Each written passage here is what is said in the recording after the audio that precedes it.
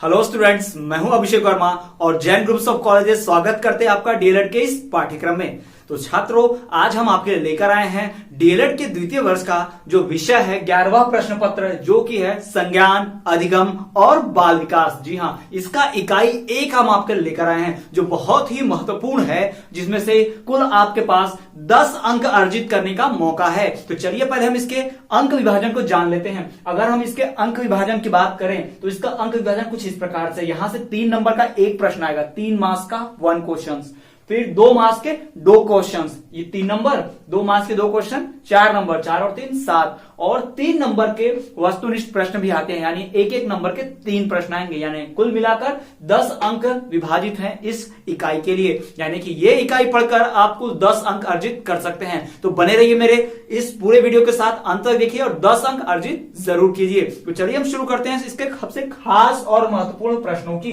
जो बहुत ही संभावना है कि इस बार की डीएलएड की परीक्षा में जरूर ही पूछे जाएंगे और ये पहले भी पूछे जा चुके हैं। तो चलिए, हमारा सबसे पहला जो प्रश्न है वो है सीखने अथवा अधिगम का अर्थ एवं परिभाषा लिखिए। जी हां, अधिगम का अर्थ होता है सीखना। आप सभी को पता होगा, लर्निंग, सीखना, अधिगम। जी हाँ, चाहे अधिगम की बात हो या सीखने की बात हो। कई छात्र ऐसे होते हैं कि वो पढ़कर जाएंगे अधिगम के बारे में और वहां एग्जाम में कि सीखने की परिभाषा लिखी तो बच्चे कंफ्यूज हो जाते हैं, छात्र कंफ्यूज हो जाते हैं कि लिखे क्या, हमने तो अधिगम का पढ़ा था, ये तो सीखना है। नहीं, अधिगम और सीखना एक ही है। और एक बात मैं आपको बता दूं, कभी भी प्रश्न सीधा सीधा आप जो भी गाइड खरीदे हो, जो भी साइड बुक खरीदे हो, उससे नहीं पूछेगा, याद रखिएगा। बिल्कुल उसी तरह प्रश्न पूछेगा, लेकिन कुछ शब्द घुमा फिरा के गोल मटोल होंगे। जैसे मैंने यहां पर लिख दिया, कभी भी परीक्षा में ऐसा आता, अधिगम का अर्थ एवं परिभाषा लिखिए, या फिर सीखने का अर्थ एवं परिभाषा लिखिए, तो कभी भी सीधा सीधा नहीं पूछता। मैं आपको दोनों लिखवा रहा हूं, अधिगम पूछे या सीखना पूछे, दोनों का उत्तर एक ही होता है, दोनों शब्दों का अर्थ एक ही है, इसलिए मैं आपको बता पा रहा हूं। तो देखिए, पहला उत्तर यही है कि अधिगम का अर्थ बताइए। प्रश्न भी उसी हिसाब से आपको देखना है। यहां लिखा है अधिगम का पहले अर्थ लिखो, फिर उसकी परिभाषा लिखो। तो आपको पहले परिभाषा फिर अर्थ नहीं, पहले अर्थ पूछा है तो अर्थ लिखो, फिर परिभाषा लिखो। तो यहां क्या पूछा, देखिए, अधिगम का अर्थ होता है सीखना। क्या होता है? सीखना। हमारे पहले प्रश्न का उत्तर मिल गया, प्रश्न के पहले भाग का, कि भाई अधिगम का अर्थ क्या है। तो अधिगम का अर्थ होता है सीखना। हम जो सीखते हैं उसे ही अधिगम कहते हैं। बालक जो सीखते हैं उसे ही अधिगम कहते हैं। सीखने की प्रवृत्ति, अधिगम की प्रवृत्ति बालकों में सर्वश्रेष्ठ होती है, सबसे ज्यादा होती है। इस बात को ध्यान में रखिएगा। बालक बहुत जल्दी सीखते हैं, बड़ों की अपेक्षा बच्चे बहुत जल्दी सीखते हैं। अधिगम का अर्थ है सीखना। अधिगम एक व्यापक शब्द है, मैंने बहुत बड़ा शब्द है, मतलब अधिगम का मतलब इतना मत समझो सिर्फ सीखना, इसमें और भी चीजें शामिल है। अधिगम एक व्यापक शब्द है, बड़ा शब्द है, वो जन्मजात प्रकृतियों पर आधारित है। जी हाँ, ये हमारे बचपन में जब हम पैदा होते हैं तो जन्मजात जो प्रकृतियां होती हैं, हम जो भी प्रतिक्रिया करते हैं किसी भी चीज के खिलाफ, वही तो हमारी क्या है, सीखने की प्रवृत्ति है। अधिगम एक व्यापक शब्द है जो जन्मजात प्रतिक्रियाओं पर आधारित होती है। हमारी जन्म के वक्त जो प्रकृतियां होगी, जो प्रतिक्रिया हुई होगी, उसी के आधार पर हम सीखेंगे। अगर हमारा मस्तिष्क जो है बहुत ही श्रेष्ठ है, मस्तिष्क बहुत अच्छा है, तो हम फटाफट सब सीख पाएंगे। यदि हमारे जन्म में कोई कमी रह गई थी, जन्म में बालक जो होते कुपोषित होते जन्म के समय, या फिर कुछ और परेशानी, तो वो नहीं सीख पाता। ठीक है, व्यक्ति अपनी जन्मजात प्रवृत्तियों से जो क्रिया करता है और नवीन परिस्थिति के संपर्क में आता है, इस प्रकार के स्वाभाविक व्यवहार में होने वाले प्रगतिशील परिवर्तन को ही अधिगम कहते हैं। यानी कि व्यक्ति अपने जन्मजात प्रवृत्ति मतलब होती है आदत, व्यक्ति के जन्म से ही जो आदत लगी होगी और उन आदतों में वो जो काम जो क्रिया करता है ना, उन्हीं नवीन परिस्थितियों के संपर्क में आने से वो जो सीखते चलता है, उन्हीं सीखी हुई बातों को ही क्या कहते हैं, अधिगम कहते हैं। जी हाँ, फिर से एक बार बोल रहा हूं, अधिगम का अर्थ है सीखना, और अधिगम एक व्यापक शब्द है, छोटा मोटा नहीं है, जो जन्मजात प्रक्रियाओं पर आधारित है। जी हाँ, जो जन्मजात प्रतिक्रियाओं पर आधारित होती है। अधिगम एक व्यापक शब्द है और ये जन्मजात प्रतिक्रियाओं पर आधारित है। व्यक्ति अपने जन्मजात प्रवृत्तियों से, मतलब बच्चा जब जन्म लेता है, कोई व्यक्ति जब जन्म लिया है, तो बचपन में जो उसने सीखा है, बचपन में जो उसकी आदत है, वही आदत बड़ी रहेगी। अगर बचपन में बच्चे को झूठ बोलने की आदत है, बड़े होकर भी झूठ बोलेगा। बच्चा बचपन में अगर ईमानदारी की आदत रखता है, उसे ईमानदारी सिखाई जाती है, तो वह आगे चल के वही सीखेगा। ठीक है, तो वही यहां बात कही गई है कि प्रवृत्तियों से जो क्रिया करता है और नवीन परिस्थिति के संपर्क में आता है, इस प्रकार के स्वाभाविक व्यवहार में होने वाले प्रगतिशील परिवर्तन को ही अधिगम कहते हैं, इसे ही अधिगम कहा जाता है। चलिए हम बढ़ते हैं हमारे दूसरे प्रश्न की ओर। दूसरा प्रश्न है स्मृति से क्या आशय है, इसका अर्थ एवं परिभाषा लिखिए। तो मैं थोड़ा सा साइड हो जाता हूं, आप पहले तो इसका स्क्रीनशॉट लेकर रख लीजिए ताकि कभी भी आपको रिवीजन करने में, अपने पुस्तक में नोट करने के लिए, बुक में लिखने के लिए काम आएगी। तो स्क्रीनशॉट ले लीजिए और पढ़िएगा बाद में। चलिए अब देखते हैं, समझ लेते हैं कि प्रश्न क्या है दूसरा, कि स्मृति से क्या आशय। स्मृति याद रखना, स्मरण, बुद्धि, है ना, मेमोरी जिसे कहते हैं इंग्लिश में। इसका अर्थ एवं परिभाषा लिखिए। स्मृति का अर्थ, स्मृति का मतलब क्या होता है,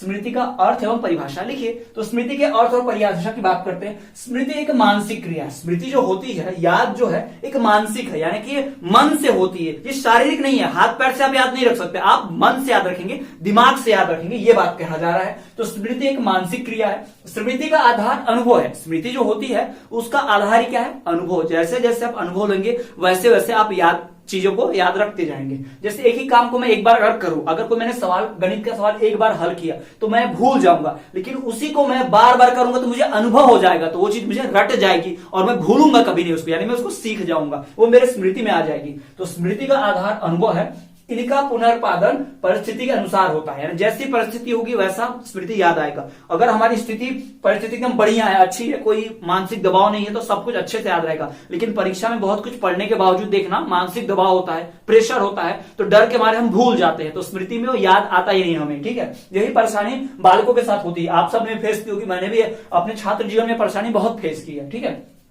हमारे बहुत से मानसिक संस्कार स्मृति के माध्यम से ही जागृत होते हैं। जी, हमारे जो मानसिक कार्य हैं बहुत सारे, वो मन से ही होंगे, बुद्धि से, स्मृति से ही होंगे। बचपन में जो सिखाया गया था, बचपन में जो कहा गया था, बच्चे को बोलकर सिखाते, पापा बोलो पापा, मम्मी बोलो मम्मी, तो वो स्मृति याद रखता है और उन्हीं बातों को दोहराता है। जी हाँ, संस्कार स्मृति के माध्यम से जागृत होते हैं। स्मृति के 4 पद या खंड भी होते हैं। अब यहाँ पूछा नहीं था, लेकिन मैं एक्स्ट्रा क्वेश्चन आपको पढ़ा भी रहा हूं यहाँ पर। ठीक है, एक्स्ट्रा क्वेश्चन, प्रश्न 3 समझ लीजिए इसको, कि स्मृति के कितने पद या फिर खंड होते हैं, कितने भाग होते हैं स्मृति के। तो भाई स्मृति के 4 पद या खंड होते हैं। याद रखिए कितने पद, 4 पद या फिर 4 खंड होते हैं। किसके, स्मृति के। याद रखिए स्मृति जो है वो एक मानसिक क्रिया है, अपने आप नहीं आती है, बचपन से सीखते हैं, और साथ ही साथ हमारा मानसिक बुद्धि से संबंधित है स्मृति। और स्मृति जो है वो जन्मजात क्रियाओं पर आधारित होती है। स्मृति के 4 खंड होते हैं, 4 भाग होते हैं। कौन से 4 पद, 4 खंड या 4 भाग होते हैं? चलिए देखिए, पहला सीखना, दूसरा धारण करना, सीखने के बाद उसको अपने अंदर लाना, पुनर्स्मरण यानी जो काम आपने पहले किया था उसको याद करो फिर से, और चौथा अभिज्ञान यानी कि पहचान करो। तो ये 4 भाग होते हैं, सीखना, धारण, पुनर्स्मरण और पहचान या फिर अभिज्ञान। ये दोनों का मतलब भी एक ही है। जैसे अधिगम और सीखना का मतलब एक ही है, दोनों पर्यायवाची शब्द हैं, उसी प्रकार से अभिज्ञान और पहचान दोनों पर्यायवाची शब्द है आपस में। याद रखिएगा, कभी भी आपको ऐसा पूछ सकता है, दोनों में से कोई एक पूछेगा तो याद रखना आपको इसका अर्थ क्या होता है। सीखना, धारण, पुनर्स्मरण और अभिज्ञान, पहचान। यहां से एक एमसीक्यू भी बन सकता है, वस्तुनिष्ठ प्रश्न भी। 4 चीज दे देगा ऐसे, 4 उत्तर, और बोलेगा, या कोई 3 देगा, बोलेगा कि इसमें से स्मृति के 4 पद कौन से हैं या कौन सा पद स्मृति का नहीं है, इस प्रकार से दे देगा, तो आपको सही उत्तर चुनना पड़ेगा। ठीक है, तो एक और प्रश्न मैंने यहां पर समझा दिया। तो इन्हीं प्रश्नों के माध्यम से मैं आपको कई प्रश्न समझा चुका हूं। तो ये हो गए हमारे सबसे महत्वपूर्ण कुछ प्रश्न। अब बढ़ते हम चलिए हमारे अगले प्रश्नों की ओर। तो स्टूडेंट्स, हमारा जो अगला प्रश्न है उसका परीक्षा में 99% पूछे जाने की पूर्ण संभावना है। जी हाँ, बहुत ही पसंद वाला क्वेश्चन है मेरा ये, और बहुत ही ज्यादा चांसेस है कि ये आएगा, और इससे नहीं आया भी तो भी इससे आधारित बहुत सारे प्रश्न आप लिख पाएंगे, बहुत सारे उत्तर जो है ना इसके आधार पर आपको लिखने पड़ेगा। तो चलिए देख लेते हैं क्या हमारा प्रश्न है और कैसे उसका उत्तर लिखना है। तो प्रश्न ये है कि विस्मृति क्या होती है, कि विस्मृति क्या होती है, उसके कारण और उससे बचने के उपाय, उसे दूर करने के उपाय लिखिए। तो यहां पर आपको 3 प्रश्नों का संगम यहां दिख रहा होगा, 3 प्रश्न एक साथ दिए हुए। पहला, विस्मृति की डेफिनेशन पूछ सकता है, परिभाषा। दूसरा कि भाई विस्मृति जो है वो कैसे होती है। तीसरा, विस्मृति को दूर करने के कारण क्या है। ये 3 चीजें जो है हमें ध्यान रखनी है। 3 प्रश्नों का समावेश यहां पर दिखाई दे रहा है। जी हाँ, यहाँ पे 3 प्रश्न हमें सीखने मिलेंगे, तीनों का उत्तर कैसे देना है, तीनों प्रश्नों को कैसे लिखना है, कैसे समझना है, उसी की बात मैं यहां करने जा रहा हूं। तो चलिए ध्यान से देखिए फटाफट सभी लोग। विस्मरण या विस्मृति, इसका उत्तर लिखना है। तो भाई ये क्या है, विस्मृति होती क्या है। देखो, स्मृति मतलब याद रखना, विस्मृति उसका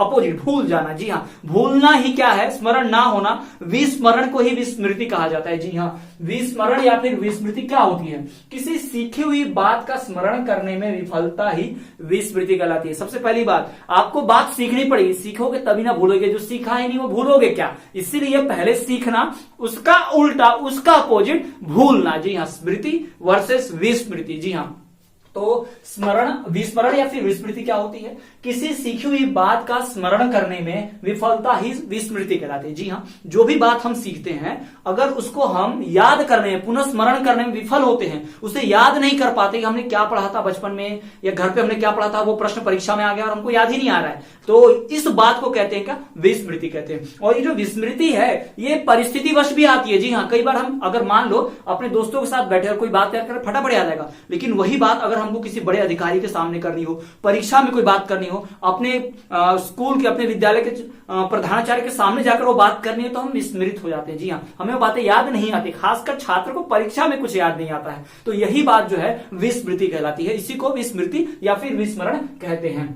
अगला सवाल भाई, विस्मृति के प्रकार क्या होते हैं? ये भी पूछ सकता है। विस्मृति के कितने प्रकार होते हैं, कौन से होते हैं? तो विस्मृति के दो प्रकार होते हैं। याद रखिए, विस्मृति के दो प्रकार होते हैं, एक होता है सक्रिय, एक होता है निष्क्रिय। सक्रिय मतलब एक ऐसी चीज जो अभी तो भूल जाए लेकिन बाद में जरूर याद आ जाए, और एक चीज ऐसी जो भाई कभी भी याद ही नहीं आएगी, वो होगी निष्क्रिय। यानी एक बार पढ़ लिए थे लेकिन भूल गया, कभी आज तक याद आई ही नहीं, उस बात को कहेंगे निष्क्रिय। जी हाँ, तो सक्रिय और निष्क्रिय दो प्रकार की हमारी विस्मृति होती है। वैसे भी आपको पता होगा कि कुछ बातें ऐसी होती है जो हमारे दिमाग में कभी कभी हमें याद आती है, लेकिन कुछ ऐसी होती है जो ऐसी जगह हमारे दिमाग में बैठ जाती है जो कभी याद ही नहीं आती है। ठीक है ना, कॉन्शियस और सब कॉन्शियस माइंड ऐसा होता है ना, हमारे मस्तिष्क में दो भाग होते हैं, बिल्कुल उसी प्रकार से। तो विस्मृति यानी भूल जाने के भी दो प्रकार है भाई, एक सक्रिय प्रकार, दूसरा निष्क्रिय प्रकार। सक्रिय प्रकार मतलब क्या? जिसमें हम एक्टिव रहेंगे, जिसमें हमारी बात जो भूली हुई ना वो याद आ सकती है, याद आ जाती है कभी कभी। जैसे कि आप देखते हो याददाश्त भूल जाना, भाई याददाश्त चली जाती है फिर वापस आ भी जाती है। देखना पिक्चर में बहुत देखा कि हीरोइन के सर पर डंडा लग गया, हीरो के साथ एक्सीडेंट हो गया, उसको कुछ याद ही नहीं रहता, भूल जाता है,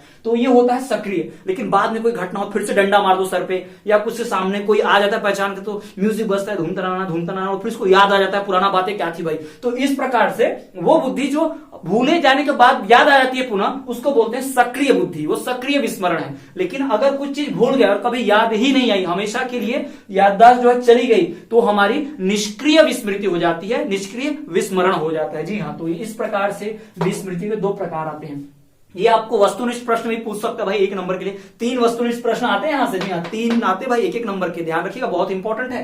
तो विस्मृति के दो प्रकार होते हैं, सक्रिय और निष्क्रिय। आपको 4 ऑप्शन देगा, उसमें से एक डाल देगा सक्रिय निष्क्रिय, और बोलेगा कि चारों में से कौन जो है वो विस्मृति का प्रकार है, तो आपको सही उत्तर लिखना पड़ेगा। देखिएगा, ठीक है, जहां भी आपको सक्रिय या फिर निष्क्रिय दिख जाए वही सही उत्तर होगा आपको, या दोनों दिख रहे हो तो अ और ब ऐसा उत्तर होगा। ठीक है, तो इस प्रकार से वस्तुनिष्ठ भी पूछ सकता है। अब बढ़ते हमारे प्रश्न के अगले पार्ट की तरफ, यानी इसके कारण भाई विस्मृति क्यों होती है, इसके कारण क्या है। तो चलिए हम जानते हैं विस्मृति के कारण क्या है, क्यों इंसान भूल जाता है। ध्यान से देखो, आप भी परीक्षा में भूलना मत भाई, देख लो यहाँ पर क्या है, क्यों भूल जाते हैं हम सब।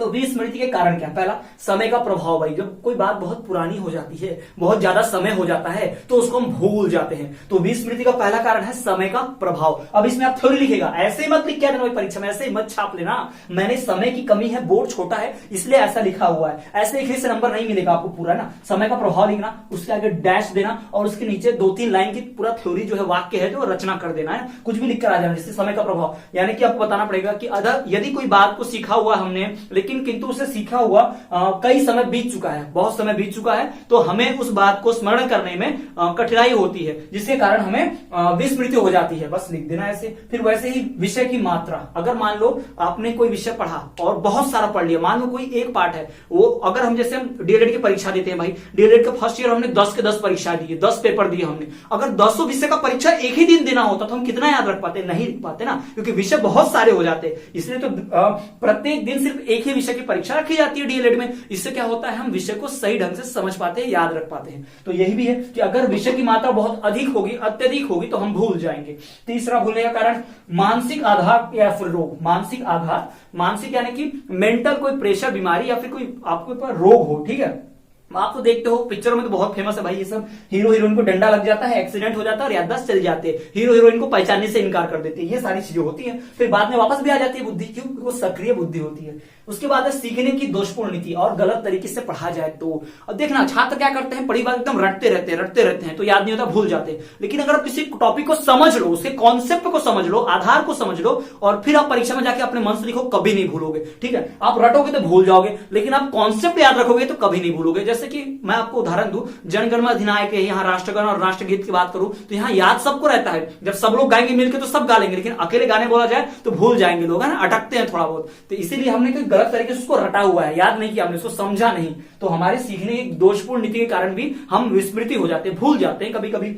अगला है मादक द्रव्यों का सेवन। ये भाई बड़ा इंपॉर्टेंट है। जब कभी दारू शराब के नशे में होते हैं, मादक पदार्थों का सेवन करते हैं, तो नशे में कुछ याद नहीं रहता। नशे वाला व्यक्ति कितनी ही गलत चीजें करता है, लेकिन जब होश आता है तो उसे कुछ याद ही नहीं रहता है। वो नाली में ही पड़ा रहेगा दारू पी के, और जब होश आएगा तो घर पर मैं तो ठीक हूं, मैं यहाँ कैसे आ गया, पता ही नहीं चलता उसको। ठीक है, तो ये भाई ये सब कारण है विस्मृति के। एक एक लिखना, उस पर 3-3 4-4 लाइन की थ्योरी डाल देना, बड़े अच्छे नंबर मिलेंगे। चलिए अब हम बढ़ते हैं हमारे प्रश्न के अगले भाग की ओर। अगला भाग क्या है कि विस्मृति को दूर करने का उपाय क्या है। अब ये तो जान लिया विस्मृति कैसे होती है, विस्मृति होती क्या है, विस्मृति के प्रकार कौन से होते हैं। अब चलिए ये जान लेते इसको दूर कैसे करेंगे, इसको भगाएंगे कैसे हम लोग। ठीक है, तो विस्मृति का निवारण, इसका उपाय, निवारण मतलब होता है उपाय, उपचार, दूर करने का उपाय। ठीक है, पहले तो स्मरण में ध्यान लगाओ भाई। कभी भी किसी चीज को याद रखने के लिए आप शांत हो जाइए, शांत चित्त मन से उसे याद करने की कोशिश कीजिए, तो याद आ जाएगा। दूसरा, दोहराना, लिखी हुई बातों को भाई दोहराओ, सीखी हुई बातों को दोहराओ। आपने गणित का कोई सवाल एक बार हल किया तो उसके बहुत बहुत संभावना है कि आप भूल जाएंगे परीक्षा तक। अगर आप उसको 1-2 बार दोहरा लेंगे, रिवीजन कर लेंगे, तो आपको बहुत अच्छे से याद रहेगा, है ना। इसलिए तो शिक्षक जो होते हैं कहते हैं बार बार छात्रों को रिवीजन करो, दोहराओ, अभ्यास करो, है ना। वही बात। तीसरा, विश्राम। भाई अगर हम मानसिक तौर पर डिस्टर्ब होंगे, बहुत सारी बातें करेंगे, थके हुए होंगे, तो बहुत चीजें याद नहीं आती। लेकिन अगर हम विश्राम करेंगे, अच्छी नींद लेंगे, थोड़ा सा रिलैक्स करेंगे, तो हमें भूली हुई बातें भी याद आ जाती है। विश्राम करने से भी हमें भूलने की बीमारी को दूर करने में आसानी होती है। चौथा, सहचर्य स्थापना, यानी कि आपस में मिलजुल कर बैठकर साथ में पढ़ना। जी हाँ, एक दूसरे के साथ मदद के साथ पढ़ना, लिखना, चीजों को सीखना, याद करना, इससे बड़ा आसानी से याद रहता है। जी हाँ, तो ये जो कारण है, ये सब उपाय है। ये कारण नहीं, ये उपाय है किसके भाई, विस्मृति को वापस करने के, यानी भूली हुई चीज को याद करने की, या किसी चीज को न भूलने के, ये उपाय है, ये कारण है। तो यहां पर हमने भाई 3-4 प्रश्न सीख लिए। पहला तो हमने एक सीखा कि स्मृति की परिभाषा, दूसरा हमने सीखा स्मृति के प्रकार, तीसरा हमने सीखा विस्मृति के कारण, चौथा हमने सीखा कि विस्मृति को उसको दूर कैसे करते हैं, उसका उपाय। यानी 4 प्रश्न उत्तर यहां पर मैंने आपको बता दिए, सीख लिए हमने। तो फिर से एक बार रिवीजन कर लेते हैं। विस्मरण स्मृति क्या होती है? किसी भी सीखी बात का स्मरण करने में विफलता ही विस्मृति कहलाती है। और इसके 2 प्रकार होते हैं भाई, सक्रिय और निष्क्रिय। इसके कारण तो हमने देखे ही, और इसके निवारण भी हमने देखे। तो आप एक काम कीजिए, इसका स्क्रीनशॉट ले लीजिए, मैं थोड़ा सा बाजू हो जाता हूं, और आप इसका स्क्रीनशॉट लेके कभी भी इसका पढ़ाई कर सकते हैं। तो चलिए, वो हमारा तीसरा प्रश्न हो गया। अब बढ़ते हमारे अगले प्रश्न की ओर। तो छात्रों, हमारे अगले तो बहुत ही महत्वपूर्ण प्रश्न है, जो कि परीक्षा में पूर्ण संभावना है, उनकी बात हम करते हैं। बहुत ही महत्वपूर्ण है, ध्यान से सुनिए, और बहुत ही आसान है। आपको केवल कुछ शब्द याद रखने हैं, जिनसे आप पूरे 5 नंबर के, 4 नंबर के ऐसे उत्तर लिख पाएंगे। जी हाँ, 4 और 3 नंबर वाले तो आते नहीं है, 5 और 4 के, तो 3 और 2 वाले तो अवश्य आप याद रख पाएंगे। चलिए ध्यान देते हैं। यहाँ पर प्रश्न यह है कि विद्यार्थी से संबंधित अधिगम को प्रभावित करने वाले कारकों पर प्रकाश डालिए। यानी कि बालक जो होता है, विद्यार्थी जो होता है, जिन चीजों से सीखता है, सीखने के कारण या सीखने के रास्ते में रुकावट बनना या सीखने आने के तरीके, इनके ऊपर प्रकाश डालिए। कौन से कारण है जिससे अधिगम से संबंधित है, यानी बालक किन चीजों से सीखता है, किन चीजों से नहीं सीखता है, सीखने से क्या प्रभाव है, ये बातें हम पढ़ने वाले, यहाँ पर जानने वाले। ठीक है, तो देखो, सबसे पहली बात, अगर कोई बालक सीखता है तो उसमें क्या होना चाहिए, उसकी बुद्धि छोटी नहीं होनी चाहिए, वो बहुत ही कम बुद्धि का नहीं होना चाहिए। अगर कम बुद्धि का होगा तो नहीं सीख पाएगा। ठीक है ना, तो भाई इस प्रकार के कारण। ठीक है, तो सबसे पहला बुद्धि स्तर, यानी बौद्धिक स्तर, यानी कि जो विद्यार्थी है, जो छात्र है, उसका बौद्धिक स्तर सही होना चाहिए। यदि आप पहली दूसरी के एक बच्चे को ले जाकर 8वीं 10वीं का पाठ पढ़ाएंगे, उसे सिखाएंगे, उसे कहेंगे याद रखो, तो ये मुमकिन नहीं है, वो सीख नहीं पाएगा, अधिगम उसके लिए नहीं है। तो हमें ध्यान क्या रखना है कि बौद्धिक स्तर के अनुसार होना चाहिए। इसलिए तो प्रत्येक आयु वर्ग के छात्र के अलग पाठ्यक्रम डिसाइड होता है, उनके अलग पाठ्यक्रम होता है। जी हाँ, तो बुद्धि के अनुसार ही उसे सिखाया जाना चाहिए। जैसे उसकी बुद्धि, उसी प्रकार का पाठ, उसी प्रकार का सिलेबस, उसी प्रकार के प्रश्न उसे सिखाए जाने चाहिए। दूसरा, शारीरिक स्वास्थ्य, बालक का, विद्यार्थी का शारीरिक स्वास्थ्य भी अच्छा होना चाहिए। यदि बालक को बुखार है, बालक को तकलीफ है शारीरिक, तो वह सीखने पर ध्यान नहीं दे पाएगा, वो अधिगम पर ध्यान नहीं दे पाएगा, जिसके फलस्वरूप वो सीखने में असमर्थ होगा, सीख नहीं पाएगा। अगर शरीर अच्छा है, शारीरिक स्वास्थ्य अच्छा है, वहीं उसके विपरीत कोई दूसरा छात्र जिसका शारीरिक स्वास्थ्य अच्छा है, तो फटाफट सब चीजें सीख पाएगा, उसकी अधिगम गति बहुत तीव्र होगी। तीसरा, मानसिक स्वास्थ्य, ये भी बहुत आवश्यक है। यदि बालक पर एक प्रेशर होगा, जैसे शिक्षक कक्षा में बालक को बोलता है तुम फीस जमा करो अन्यथा बाहर निकाल दिए जाओगे, तो आप पहले फीस जमा करें, कल फीस नहीं लाया तो निकाल देंगे, तो बालक सीखेगा क्या? उसके मन में यही डर रहेगा, कल फीस नहीं इंतजाम हुआ तो कल मुझे सर पढ़ने नहीं देंगे, क्लास से निकाल देंगे। तो इस प्रकार का मानसिक दबाव उसके ऊपर यदि रहेगा, यानी कि उसका मानसिक स्वास्थ्य अच्छा नहीं रहेगा, या बालक कोई सता रहा है, मानसिक दंड की उसके ऊपर एक तलवार लटकी रहेगी कि अगर कोई छात्र कुछ करेगा नहीं तो उसे दंड मिलेगा, इस डर के कारण वो सीख नहीं पाएगा। तो मानसिक स्वास्थ्य भी खराब नहीं होना चाहिए। अगर खराब होगा तो अधिगम की गति धीमी पड़ जाएगी। इसके विपरीत अगर स्वास्थ्य अच्छा होगा मानसिक तो फटाफट सीखेगा बालक। जी हाँ, तो ये मानसिक स्वास्थ्य भी बहुत आवश्यक है। चौथा जो है सीखने का समय। जो सीखने का समय होता है वो एक प्रत्येक सीखने की जो सिलेबस होगा, सीखने का जो एक अवधि होता है वो प्रत्येक वर्ष की आयु में निर्धारित है। 0 से 6 वर्ष ऐसे वर्ष होते हैं जिनमें बालक बहुत जल्दी सीखता है, बहुत जल्दी उसकी अधिगम की प्रक्रिया सर्वाधिक होती है, तीव्र होती है। तो उसमें सब कुछ चीजें सिखाई जानी चाहिए, संस्कार उसी समय दिए जाते हैं ताकि वो लाइफ टाइम याद रखे, उसको जीवन पर्यंत याद रखे। ठीक है, सीखने का सही समय में सही चीजें ही सीखनी चाहिए। क्यों ऐसा कहा जाता है शिक्षकों द्वारा, बड़े जनों द्वारा कि सुबह 4 बजे प्रातः काल भोर मुहूर्त में ही, ब्रह्म मुहूर्त में उठकर पढ़ना चाहिए तो याद रहता है। जी हाँ, सीखने का वही समय सबसे अच्छा है, तब की सीखी हुई बात याद रहती है।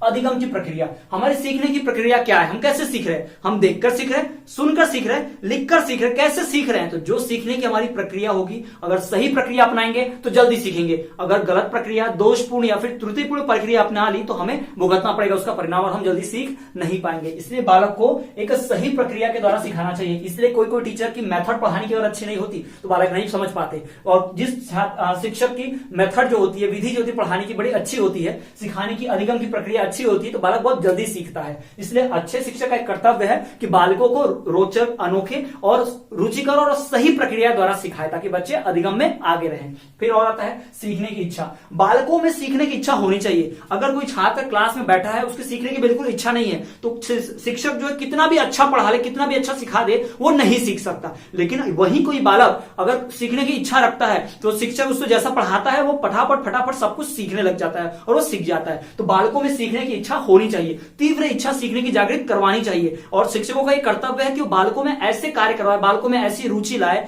बालकों को ऐसा इंस्पायर करे, मोटिवेट करे कि बालक जो है सीखने में रुचि दिखाएं।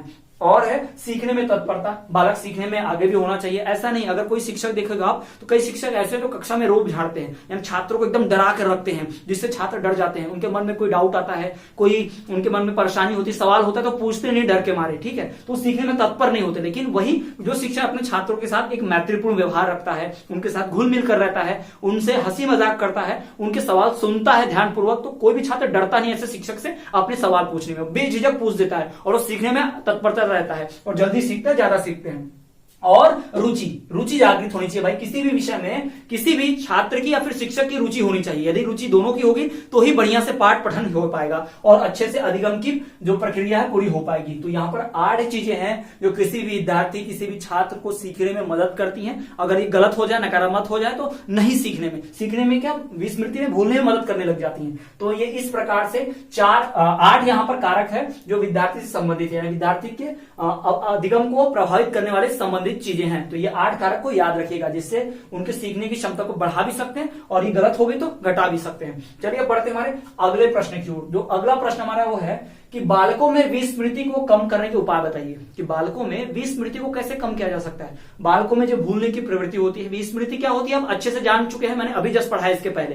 तो भाई विस्मृति तो हम समझ गए, लेकिन विस्मृति के निवारण के उपाय भी हमने पढ़ा था। लेकिन बालकों में विस्मृति कैसे कम करनी है? विस्मृति तो सबको होती है और वो जो कारण थे वो सबके लिए थे, लेकिन अभी सिर्फ छोटे बच्चों के लिए अलग उपाय होते हैं ना। छोटे बच्चे ना भूले उसके लिए हम क्या करेंगे? बालकों में विस्मृति को कम करने के उपाय बताइए। तो देखिए यहाँ पर उपाय है पूरे पाठ का स्मरण। उन्हें पहले पूरी कहानी बता दो, पाठ में क्या क्या हुआ, एक कहानी छोटी सी शॉर्ट समरी। अगर आप किसी बालक को पूछेंगे भाई कि ये बताओ इस पाठ में ये उत्तर बताओ, तो नहीं बता पाएगा। लेकिन उससे पूछेंगे किसी 3 घंटे की पिक्चर की कहानी बता दो, फट से बता देगा। क्यों? उसने इस कहानी को ओवरऑल समझा। तो कभी भी आप कोई भी पाठ है उसको पढ़ाने से पहले आप समझा दो कि इस पाठ में ऐसा होता है, फिर ऐसा होता है, अंत में ऐसा हो जाता है। एक मोटा मोटी रूप जो है उसको समझा दीजिए तो पूरे पाठ को याद रख पाएगा। तो ये बड़ा आसान रहेगा, कभी भूलेगा नहीं, ना अंत भूलेगा ना शुरुआत भूलेगा। क्यों? क्योंकि हमने मोटा मोटी उसको पहले ही समझा दिया है। दूसरा, पाठ की विषय वस्तु। पाठ की जो विषय वस्तु है यानी पाठ जो तैयार कर लाए हैं छात्र को, जो आप सिखाने वाले, जो शिक्षक सिखाते हैं, वो विषय वस्तु सही होनी चाहिए। पहले हमें क्या करेंगे? उसकी प्रस्तावना, उसका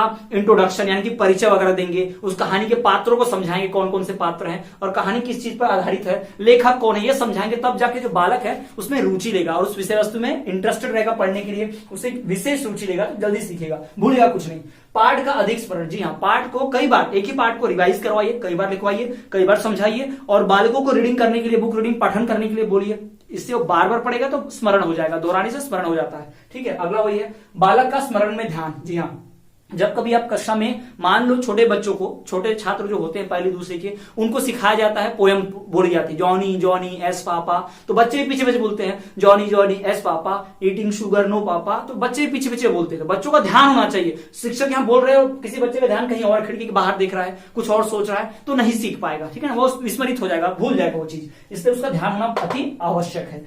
पांचवा जो है स्वस्वर वाचन, जी हाँ, स्वर के साथ वाचन करना चाहिए, बोलते हुए वाचन करना चाहिए। इससे क्या होगा, मन में तो जाएगी ही बात, पढ़ेंगे तो, और मन में सोच पढ़ ही रहे, लेकिन जब बोलेंगे तो कानों में भी जाएगी और डबल हमें सीखने में सहायता होती है, खासकर बालकों के लिए। इससे देखना, बालक हमेशा बोलकर ही पढ़ते हैं। हम जब बड़े हो गए, जैसे आप और हम बड़े हो गए, तो हम कॉपी को चुपचाप लेकर मन में पढ़ लेते हैं, लेकिन जो छोटा बच्चा होता है आज भी उंगली रखकर बोलकर पढ़ता है, क्योंकि उसे बोलकर याद रखने में बड़ी आसानी होती है।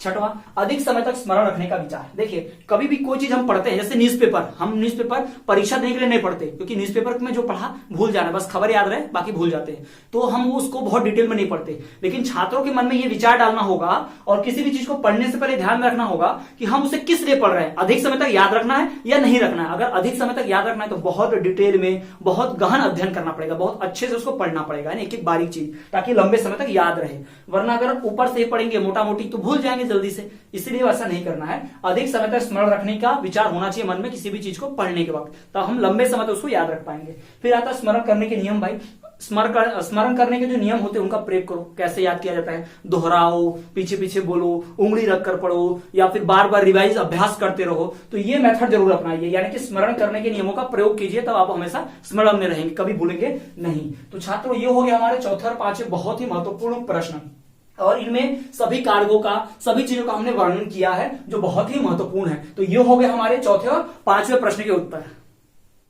तो छात्रों, हमने सभी महत्वपूर्ण प्रश्न एवं उनका उत्तर तो जान लिया और उसको समझ लिए, लेकिन कुछ प्रश्न ऐसे भी हैं जिनकी कुछ संभावना है कि वो भी आ सकते हैं। तो उन प्रश्नों पर एक बार आपका ध्यान आकर्षित करना, नजर डालना मेरी जिम्मेदारी है। तो मैं आपको बताऊं कि अगला प्रश्न जो हो सकता है वो है, अधिगम की विभिन्न विधियों पर निबंध लिखिए। जी हाँ, अधिगम की जो विधियां हैं, जो तरीके हैं, उन पर एक निबंध लिखिए। तो आप अपनी पाठ्य पुस्तक में देख पाएंगे, इस प्रकार का प्रश्न दिया होगा, उसका उत्तर आपको मिल जाएगा। अगला जो प्रश्न है वो है, अधिगम के नियमों पर प्रकाश डालिए। भाई, सीखने के जो नियम होते हैं, अधिगम के जो नियम होते हैं, उन पर प्रकाश डालिए। कौन कौन से नियम हमें पालन करने चाहिए अधिगम के लिए, सीखने के जो नियम होते हैं उनको कैसे फॉलो करना है, कौन से नियम होते हैं, उस पर भी आपको सवाल पूछा जा सकता है। प्रकाश डालिए, लिखिए, निबंध लिखिए, बताइए, ये कुछ भी पूछा जा सकता है, ठीक है। अगला प्रश्न है, अधिगम की विकृति पर निबंध लिखिए। जी हाँ, अधिगम की विकृति, विकृति मतलब होता है खराबी, सीखने में जो खराबी आ जाए, सीख नहीं पाए, सीखने में जो तकलीफ आए, या फिर छात्र सीखने से वंचित रह जाए या सीखी हुई चीज भूल जाए, तो इस प्रकार में जो गड़बड़ियां, जो खामियां आती हैं